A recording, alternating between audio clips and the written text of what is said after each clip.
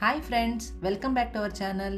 ಇವತ್ತಿನ ರೆಸಿಪಿ ಮಾವಿನಕಾಯಿ ಚಿತ್ರಾನ್ನ. ಇದಕ್ಕೆ ನಾವು ಒಗ್ಗರಣೆಗೆ ಹಾಕೋದಕ್ಕೆ ಒಂದು ಚಿಕ್ಕ ಮಸಾಲ ರೆಡಿ ಮಾಡ್ಕೊಳ್ಳೋಣ. ಹಸಿಮೆಣಸಿನ್ಕಾಯಿ, ಧನಿಯಾ ಹಾಕ್ಕೊಂಡು ಇದನ್ನು ಮಿಕ್ಸಿ ಮಾಡ್ಕೊಳ್ಳೋಣ.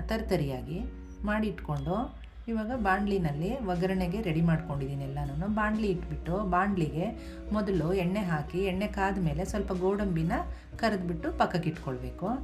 ನಂತರ ಅದರಲ್ಲೇನೆ ಕಡಲೆಕಾಯಿ ಬೀಜನೂ ಹಾಕ್ಕೊಂಡು ಅದನ್ನು ಕ್ರಿಸ್ಪಿ ಆಗೋ ತನಕ ಕರೆದ್ಬಿಟ್ಟು ಪಕ್ಕಕ್ಕೆ ಎತ್ತಿಟ್ಕೊಳ್ಬೇಕು.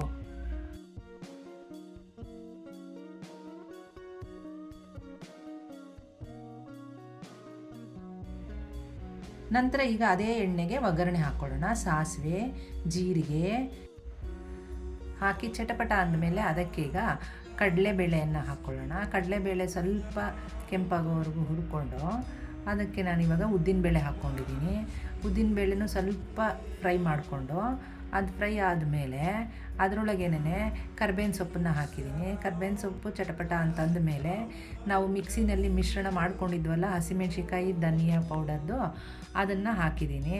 ಅದನ್ನು ಕೈ ಆಡಿಸಿ ಸ್ವಲ್ಪ ಅರಿಶಿನ ಪುಡಿ, ಇಂಗು ಹಾಕಿ ತುರಿದಿಟ್ಕೊಂಡಿರೋವಂಥ ಮಾವಿನಕಾಯಿನ ಹಾಕಿ ಚೆನ್ನಾಗಿ ಅದನ್ನು ಕೈ ಆಡಿ ಎಲ್ಲ ನೀಟಾಗಿ ಮಿಶ್ರಣ ಆಗೋ ಹಾಗೆ ಮಾಡಿಕೊಂಡು ಅದಕ್ಕೆ ಕಡೆಯಲ್ಲಿ ರುಚಿಗೆ ತಕ್ಕಷ್ಟು ಉಪ್ಪು, ಸ್ವಲ್ಪ ಬೆಲ್ಲ ಹಾಕ್ಕೊಂಡು ಕೈ ಆಡಿಸ್ಕೊಳ್ಬೇಕು. ಇದನ್ನು ಸ್ವಲ್ಪ ಸಿಮ್ಮಲ್ಲಿಟ್ಟು ಬೇಯಕ್ಕೆ ಬಿಡಬೇಕು. ಅದು ಆದಮೇಲೆ ಆ ಒಗ್ಗರಣೆಯನ್ನು ನಾವಿವಾಗ ಅನ್ನ ಆರಕ್ಕಿಟ್ಟಿದ್ದೆ ಆ ಅನ್ನಕ್ಕೆ ಹಾಕ್ಕೊಂಡು ಕೈ ಆಡಿಸ್ಕೊಂಡು ಮೇಲ್ಗಡೆಯಿಂದ ನಾವು ಕರೆದಿಟ್ಕೊಂಡಿದ್ವಲ್ಲ ಕಡಲೆಕಾಯಿ ಬೀಜ ಮತ್ತು ಗೋಡಂಬಿ, ಅದನ್ನು ಕಡೆಯಲ್ಲಿ ಹಾಕಿ ಮೇಲಿಂದ ಕೊತ್ತಂಬರಿ ಸೊಪ್ಪು ಹಾಕ್ಕೊಂಡು ಗಾರ್ನಿಷ್ ಮಾಡಿಕೊಂಡ್ರೆ ಚಿತ್ರಾನ್ನ ರೆಡಿಯಾಗುತ್ತೆ. ಇದಕ್ಕೆ ಹಸಿಮೆಣ್ಸಿನ್ಕಾಯಿ, ಮಾವಿನಕಾಯಿ ಎಷ್ಟು ಹುಳಿ ಇರುತ್ತೋ ಅದು ನೋಡಿಕೊಂಡು ಹಾಕ್ಕೊಂಡ್ರೆ ಸಾಕು.